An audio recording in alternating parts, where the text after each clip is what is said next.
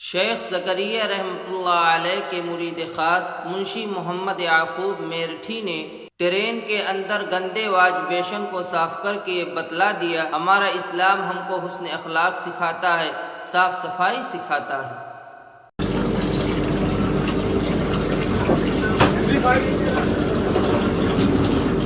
ऐसे भी लोग हैं दुनिया में।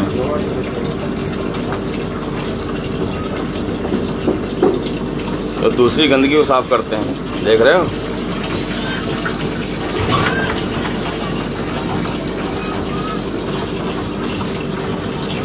बताइए,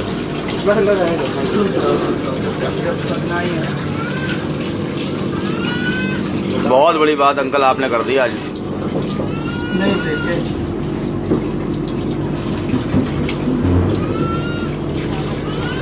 आजकल आदमी अपनी गंदगी साफ नहीं करता, दूसरे की तो कहाँ करता है।